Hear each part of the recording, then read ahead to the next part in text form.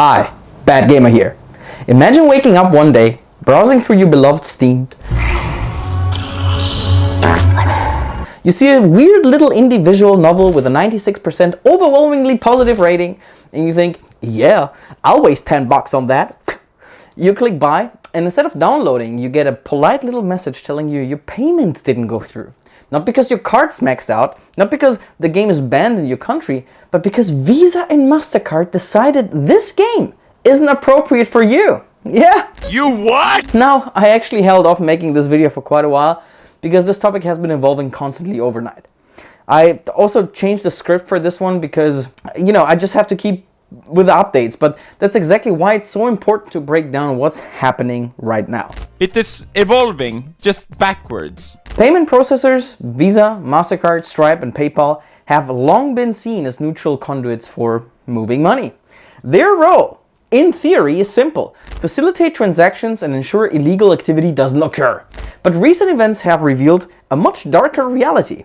These companies are starting to act like gatekeepers, deciding what kind of content is acceptable for people to buy, even when that content is fully legal. Also, over 90% of you watching are not subscribed. That's basically like having the option to buy a game, but then the credit card company tells you, nope, not today. What a sneaky comparison. Hit that button if you enjoy my content. Thanks. Visa has issued a statement claiming that they follow laws and regulations, explicitly stating they do not make moral judgments on legal purchases and do not moderate merchant content. Yet, the evidence suggests that payment processors are quietly pursuing storefronts like Steam and itch.io to remove certain games. Games that are mature or explicit, but completely legal, are suddenly at risk, not because they break the law, but because they might damage the brand of a payment processor. PayPal made a similar statement emphasizing zero tolerance for illegal activity, but again, none of the content currently being targeted is illegal. MasterCard tried to clarify its stance, claiming it does not evaluate games or require restrictions on platforms. Valve, however, directly contradicts that. According to Valve, MasterCard never communicated with them directly. Instead, payment processors applied pressure, citing MasterCard's rules about damage to brand and offensive content. In other words, MasterCard can effectively veto legal content simply because it might be morally uncomfortable or potentially controversial. This isn't a small glitch. It's a systemic problem. Payment processors now have the ability to act as moral arbiters, dictating what adults can and cannot spend their money on. This is dystopian. It's one thing for a platform to choose its content, it's another for a middleman whose sole job is to moving money to decide what qualifies as acceptable art, narrative, or entertainment. Some groups, like Collective Shout, the negotiator, argue they are targeting only the most extreme content. But even mainstream mature games like Grand Theft Auto or Detroit Become Human have felt the pressure. Art by its nature explores difficult, controversial, or mature subjects. Mature content doesn't automatically mean depraved content. It can mean nuanced, thought-provoking, or challenging experiences. And when financial gatekeepers start dictating what kinds of stories can be told, it's no longer just a business issue, it's a cultural one. The response from gaming community has been significant. Platforms like GOG have pushed back by giving away Bob's and Vagana content for free, explicitly to show support for resisting censorship.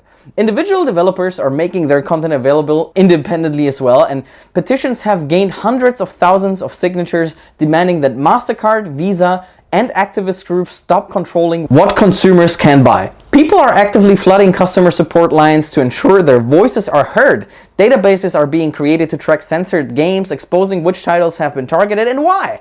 Social media posts documenting the sequence of events have reached millions, drawing attention to the growing problem. Nonetheless, legislation could change this dynamic. A bill introduced by Senator Kevin Cramer in February 2025 aims to prevent banks, credit unions, and payment networks from refusing service based on perceived reputational risks. While it hasn't passed yet, it represents a legal pushback against the very moral policing that's happening right now. Historically, consumer pushback has worked, actually.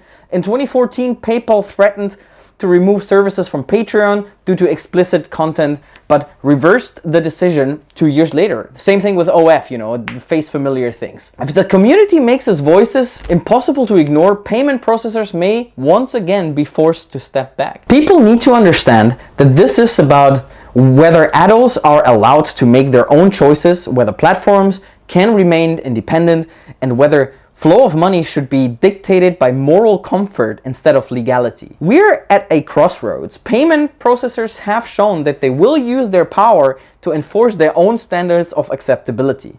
But history suggests that communities that refuse to stand by quietly can make a difference. The fundamental question is very simple. Should companies that control the movement of money have the power to decide what we can and cannot buy? Legal content, mature content, or even art that challenges our comfort zones?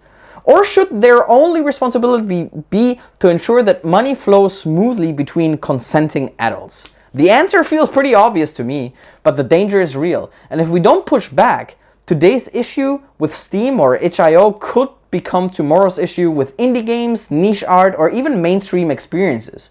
We are gamers, we're consumers, and we don't make our voices heard.